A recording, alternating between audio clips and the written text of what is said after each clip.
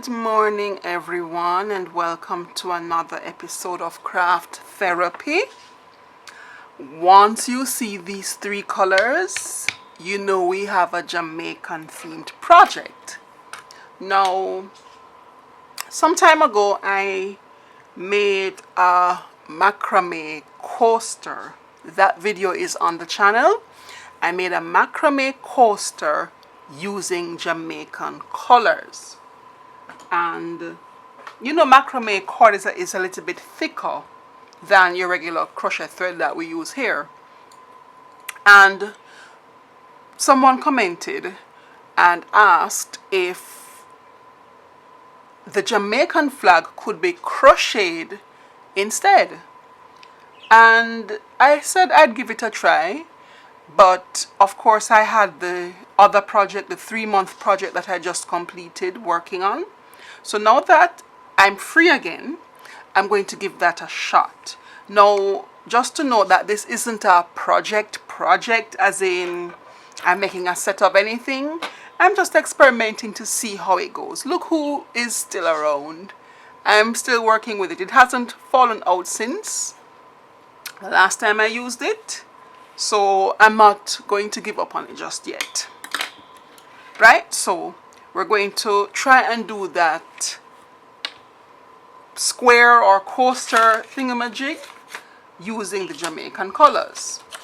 Now I need to do a little bit of sketching out, so to speak. I'm going to be using granny squares, of course.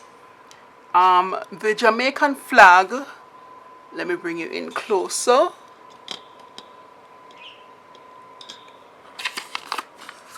There you go. The Jamaican flag has a diagonal, right? So what I've been thinking is turning the granny squares like that.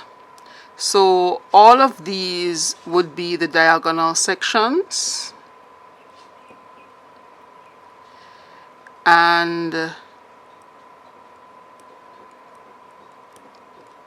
it may not be that many, right? I'm just guesstimating.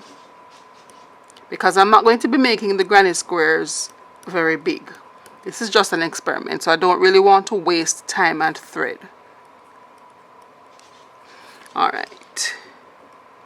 And if it's supposed to be just a coaster, then it doesn't have to be very big. I'm just making it this big just to see how it would flow.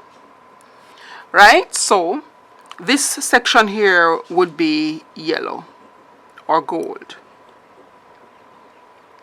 And then we have 2 inserts.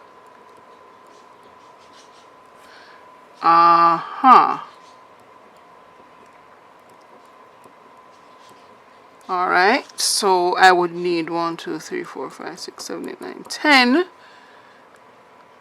So it would be, well, I'm not going to be making it this big as I said before. But we're getting the gist. We're getting the gist. I'm just trying to catch the layout. It's going to be 10 in each of the triangular sections for the green and the black sections. So I'm going to end up needing, if I'm working with this, 40, but I'm not going to be doing a full 40. But I needed to draw it out because I wanted to see something, and what I'm seeing is exactly what I thought, which is, do you remember for the blouse we ended up with this jagged half a triangle or half a square look? I'm going to end up with that with this pattern. So I would need to find a way to square it off, so to speak. But we can always cross that bridge when we get there, right? But essentially, this is what it's going to look like. So what I think I'm going to do is, for my granny squares, of course I have to start with the yellow because that's the diagonal. I'm going to work with 4 rows of the granny square, because if it's supposed to be just a coaster, you don't want it to be too big, you know what I mean?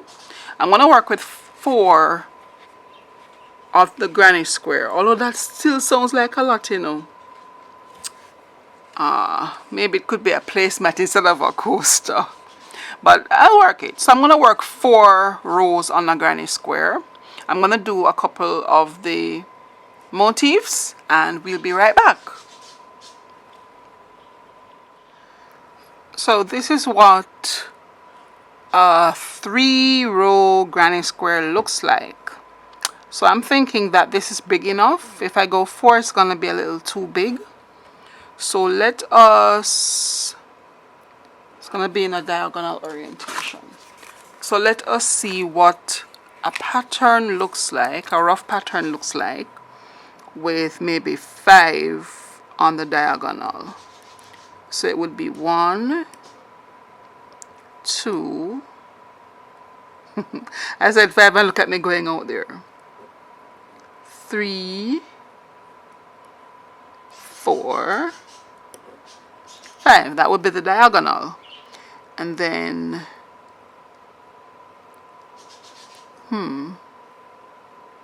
you know, this could work. So if this is yellow, and then we have our black and our green on the outer sections, essentially it would be a square motif, and you just turn it diagonally, right?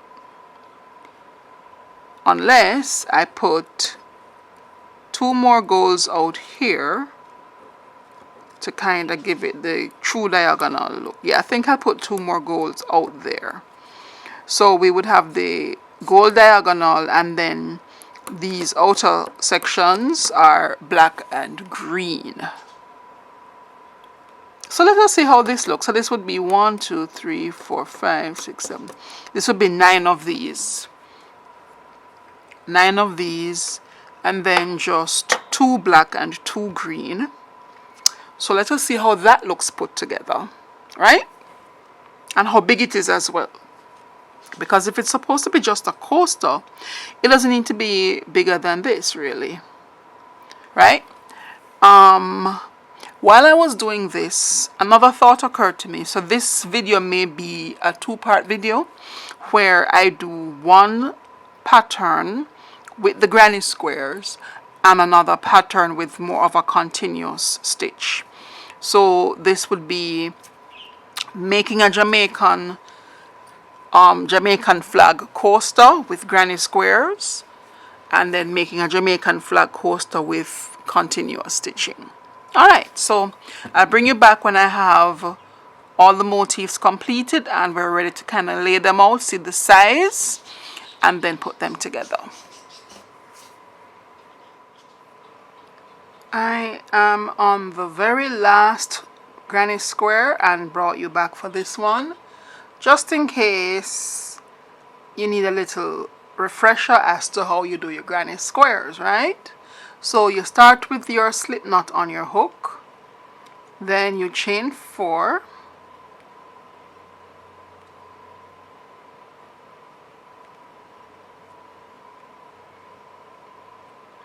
then you do a slip stitch joining what you have on your hook. Do I need to bring you closer? Let's try and get you closer.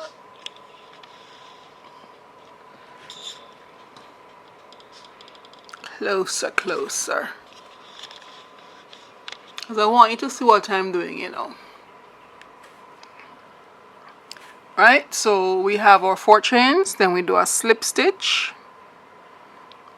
into that first chain that we did. Sometimes I try and get it actually into the slip knot itself, so it's a little bit neater. And our slip stitch is just to pull through both sections, and then we have one thing on our hook, and then we chain 3. Come on. You know, as usual, it starts to show its colors when the camera goes on.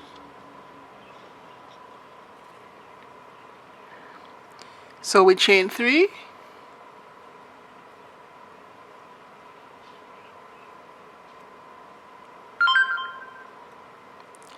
Then we do 2 double crochets and we get it back into that little circle that we have created.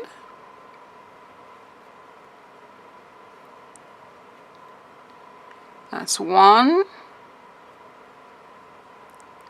and 2.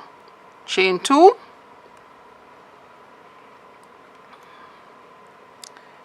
You know, it wasn't doing this all along.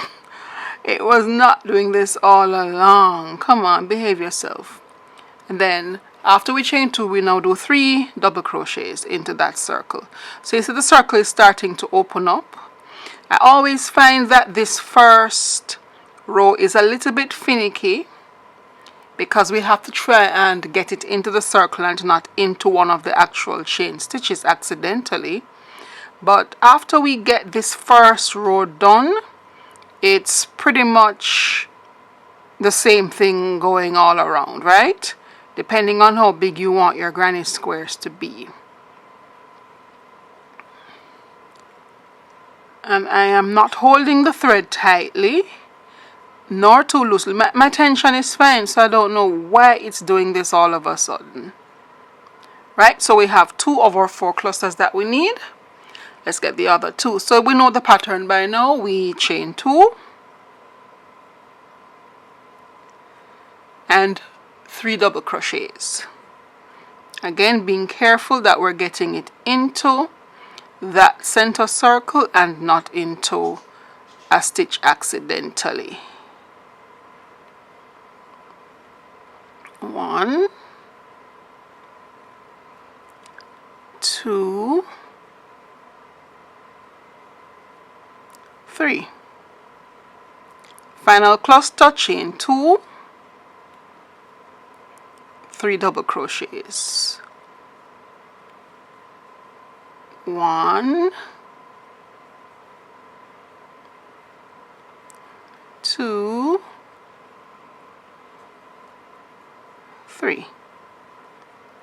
And then we chain 2, and then we try and find the top of that 3 chains that we did at the beginning. We find the 3rd chain and we go into the top of that right there. Slip stitch. So we pull through, pull all the way through, so we have 1 loop on our hook. Then we go up again, chain 3, 2 double crochets, and we put the double crochet now into this 2 chain space that we did before we got to the slip stitch section. That's where we put our 2 double crochets. It might look a little weird at first, but trust me, it works out in terms of the look. Sometimes you don't even notice it unless you go looking for it. So there we have 3 clusters, well, 3 double crochets. Then we chain 1 because we're now going to be looking where we have our clusters, where the sides are, and we want to get to the corner. So we chain 1 and then put 3 double crochets over here. This is now our corner that we're working on. So this is how we do the corners. 3 double crochets, chain 2, 3 double crochets in the same corner space.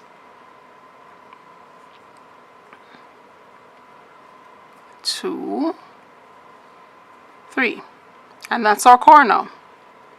So at the sides we chain 1 into the corner. It's 3 double crochet, chain 2, 3 double crochet into the same corner space. Okay, and in a nutshell, that's your granny square. Now you can do it as big as you want or as small as you want. I think the smallest that looks good is what I have done, which is 3, because you can't really see the beauty of the sides unless you actually have a side cluster established, and we don't have a side cluster established yet. All we have at the sides right now is just a chain 1, right? So I think at least 3 rows makes a decent looking granny square. I have seen this is your basic granny square, by the way. None of the fancy schmancy, you know, twirly twirly and 3D and all of those kinds of things. This is just your basic granny square. And what I find is you do have persons who they do granny squares and they have a lot of designs. YouTube has a lot of channels like that. So if you are really interested in going further with your granny square as a motif, you can always check out a couple other channels. You know, just type granny square patterns and you're going to end up with a lot. You can pick, choose and refuse. I have seen granny squares that, just like the blouse that I did in my last project, you would have seen a variation of colors in some of the squares. I've seen persons do granny squares with like a raised section in the middle of it. So it's almost as if they do the basic granny square and then they go back and put on that little 3D effect looking thing. Persons do granny squares with different floral designs on it and all kinds of things. But granny squares are a very beginner friendly. If you're a beginner looking to get into crochet and you want a nice little motif to work with, they're very beginner friendly because it uses just 3 basic stitches, which is your chains, your double crochet and your slip knots. So we're not talking about, you know, you like your triple or your treble crochet or your picot and your half double crochet, and we're not talking about any of those, you know, advanced terminology with a granny square. It's just a basic chain, double crochet and slip stitch rather. So as I said before, you can make your granny squares as big as you want them to be. You can make them as small as you want them. You can make one big project that's just one big granny square and all you would have kept doing is adding to your thread as you go around. Personally, that would drive me nuts. You understand? Just looking at this one big thing and it can't be finished versus having the smaller motifs and I can join them in a timely manner as is convenient to me. And I don't have to be lugging around this one big thing, because I had that blouse carrying around for several weeks in pieces until it got to the point where it was now becoming one garment. And that was quite cumbersome, I must admit, to work my way through at times, but we got it done. So I favor the smaller motifs. You may favor just doing one big thing. I remember a couple of years ago, a friend of mine was having a daughter, and I decided to crochet her a blanket using the granny square. But with the granny square, it was not the square because you also have rectangular granny squares, right? Where rather than having all sides being equal, you end up with 2 long sides, 2 short sides. There's a way to do that, but I won't go into that right now because that's not what this project is about. And I was crocheting her that blanket, and it was pink, variegated pink and solid pink, interspersed with white, I think, at some points. And trust me, I don't think I'll ever do a blanket like that again. It was just cumbersome. It took a long time. Not that doing the smaller motifs don't take time, but it looked a little bit more manageable. It would have been a bit more manageable, I think, if I had them in motifs like what I did with the blouse. But explore granny squares. I mean, very versatile pattern, very versatile stitch, very versatile design, and it lends itself to, if you do the motifs, as I said, it lends itself to you determining how big or how small you want your project to be. That's going to be all on you.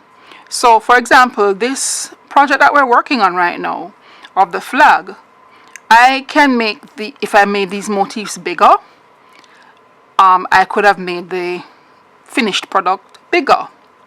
As I said, I wouldn't go any smaller than 3 rows, because 2 rows just doesn't look complete as a granny square without at least one side cluster being in place, right? But I could go bigger if I wanted to. I could go well, not smaller, but you know what I mean, right? I could even change and maybe, well, not now, but change and expand this design a bit and say, let's make a blouse similar to the blouse that I just made. I could make a Jamaican blouse, you know what I mean, with the flag diagonal gold on the back and the front, and leave an opening at the neck. I could make a blouse, well, one of the throw over blouses, that is like a shawl. That's what it would end up being,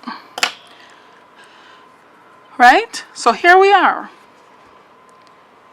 Yes, I'm a teacher. Can you tell with the way I'm able to just carry on a conversation in the midst of doing other things?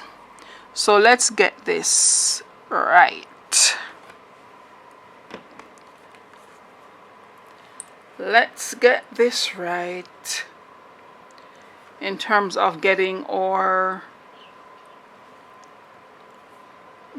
layout together. So another thing that I'm not going to be true to form with, which is what I was just looking up, the dimensions of the Jamaican flag. This is not going to be true to form where that is concerned. I can pull you out because I needed to see everything.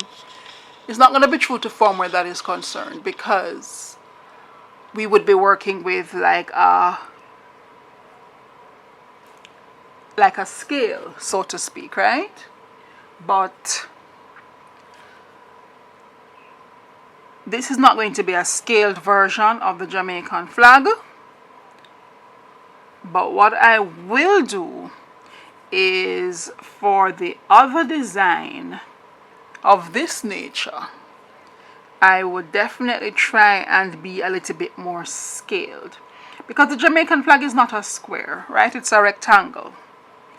And so we want to have it looking as close to like a flag as is possible. Now, originally, when I did that first little sketch, this is what I had. But this doesn't really look flaggy, for want of a better way of putting it. That's why I have these extras. Alright? This is a perfect coaster size, you know. That's a perfect coaster size. But it doesn't really resonate flag to me unless I put those in. But let's look at it. How do we feel? You know? Now that I'm looking at it, I think I'll take these off. So I'm going to end up with that. It's just that if you're using it as a coaster, you would definitely want to orientate it in a diagonal fashion so that the pattern can be clearly seen, right? So all right, this looks workable.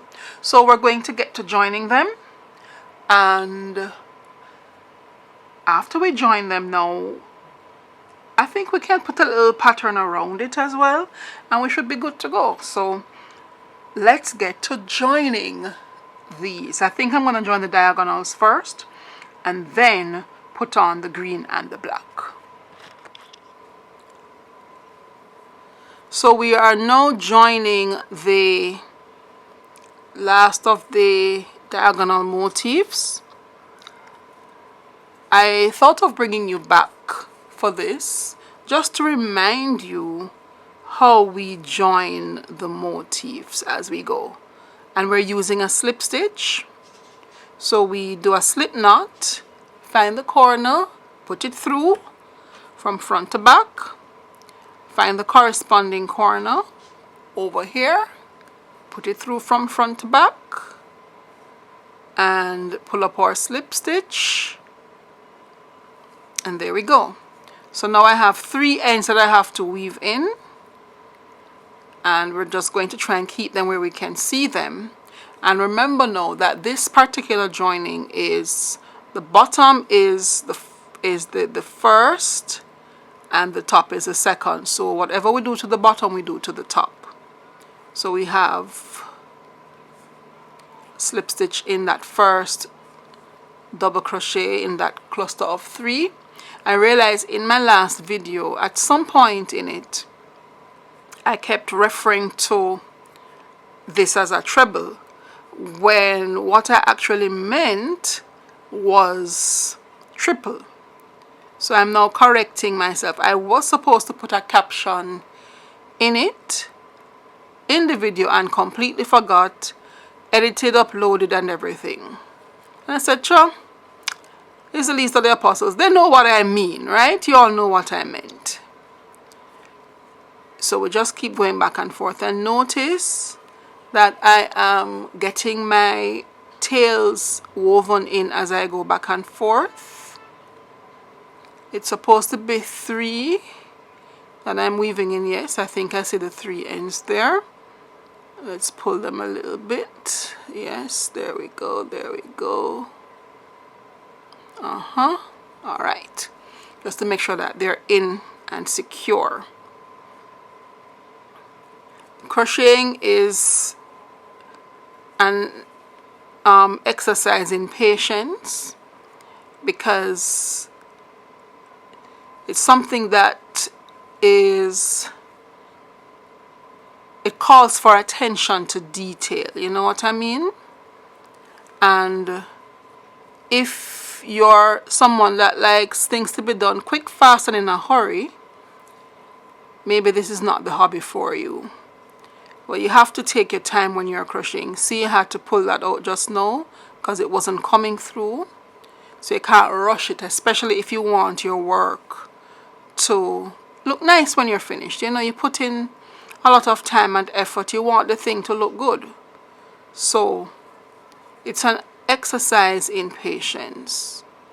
And what I am quite happy for is, to a great extent, this is one of the art forms that still has to be done by hand. Yes, I know that with technology you have machines that can do this, but there's nothing quite like a handmade item, quite like a hand sewn, hand knitted, hand crocheted item. You know what I mean? Ironically, I came across a video a couple days ago that someone posted to show AI imagery versus an actual crochet imagery, and it was kind of sad to see that, you know, technology is trying to replace just about everything. But if you know, you know, and you have the skill, you keep it going. And it takes time, but it's a work of heart as well. So if someone gives you a crochet item, just know that you're near and dear to them, because these things do take time. You know, that's maybe a mantra that I have on this channel. It takes time, but it's quite rewarding at the end of it. So we have the last cluster of triples to work our way through, and then we can say that this joining is done. And then after that, all I will be doing is putting on the black and the green in their respective areas using the same joining, and I'll be using the yellow thread as well, because the yellow is a little bit I'm fighting with it. You can see that, right? Come on, come through. And you see, when it's fighting you like that, sometimes you just have to pull it back out a bit, go back to where you are, and do it over again. Sometimes it just catches onto something that's hindering it from coming through completely. That's all. And what I don't want is for the head of my hook to come off again like it did when I was finishing up the blouse, right? There we go, it came through. There we go. Right, so I was saying that all I'm going to do is put on the green and the black where they belong, and then we'll see what it looks like at the end.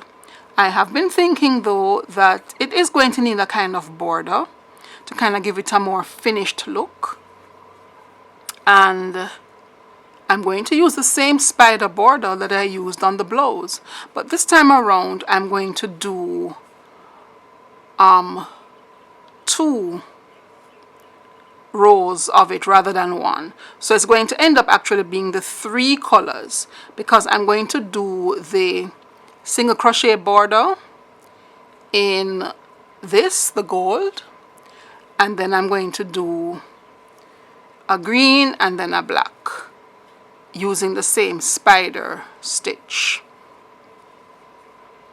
and we'll see how that looks. But I will put on the green and the black and then come back and we'll see what it looks like, and then put on the border and we'll be done. I never intended for this to be a thing in terms of an item or a project or a set of anything, because right away now I'm looking and I'm saying, gosh, you know, I could really expand on this idea and make it into a set. That's how my brain works. I start with one little thing and it mushrooms, it blooms, it blossoms into something much bigger. So I'm going to put on the green and the black in their respective areas, and then we'll take a look at how that looks. Then we put on our border, and then we'll see if my brain decides that, you know, this could be a dinner plate set, so this could be the coaster, and then I make the plate mat, the mats to go with it. But let me stop, let me slow my brain down, get this completed, we'll see what this looks like, and we take it from there. This is what we're looking like. Definitely the orientation, you have to turn it on a diagonal to get the real flag look, right? It's tempting to go that way, but that's not the Jamaican flag. So if you're laying out your dining table, this is the way you would turn it. I'm looking back at these again. Yeah, I think this would be too much. This would be too much.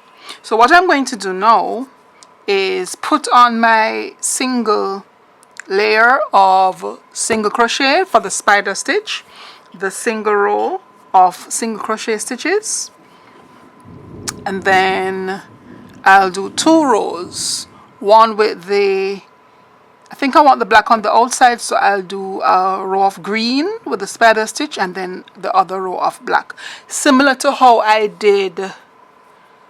No, that's not what I did with the, I was about to say that's what I did with the hem of the blouse, but that's not. Alright, so scratch that. Right, so I'll bring you back when I have finished putting on the border, and that will be one sample of how to crochet a Jamaican flag coaster. Alright, so I'll bring you back when I put on the border, and then we finish out this video. And we're all done. So that is our Jamaican flag themed coaster. Now let me do a quick assessment. All right, as I was doing this, I said to myself, the flag itself is kind of lost in the pattern because the diagonal is so wide. If, however, I was doing a placemat, like a, you know, like for your dinner or your dining table or something, I would make these like 4 times their size. They're at 3 right now. I'd maybe make them 12, so they come out quite a bit more. You understand? square off a bit more, and then put on more of these same 3-row diagonals, and you would see the flag pattern clearly. Also, as I was doing this, I said to myself that if this was narrower, the flag would be more evident in this. So I'm going to experiment with something. I'm not going to tell you what. You're going to have to check the next video to see what that is. But I'm going to experiment with something to see if I can get this narrower, apart from making a very small granny square, which is not practical, and see how that works. Another con for this though, apart from the flag pattern not being so evident, is coasters tend to be orientated along your horizontal vertical axis. So if you don't know the Jamaican flag, you don't know that this is a Jamaican flag. It just looks like something with Jamaican colors. And so your dining setup would have to have the coaster orientated on the diagonal so that you can see the flag pattern coming through. But I have another possible design that I'm going to work on to see if I can get the square with the Jamaican flag pattern appearing diagonally as it should. But again, you're going to have to come back and see that video. So from all intents and purposes, what it looks like right now is that I may have 3 possible crochet flag designs. So that's it for this first pattern. So just to recap, we used our granny square motifs, and I did just 3 rows because, you know, we don't want it bigger than that. I used the same joining stitch that I used on my blouse project, and I used the same spider stitch on the border that I also used on my blouse project. So thank you for joining me for craft therapy, and remember, keep those hands busy so that your mind will be at peace. Have a good one.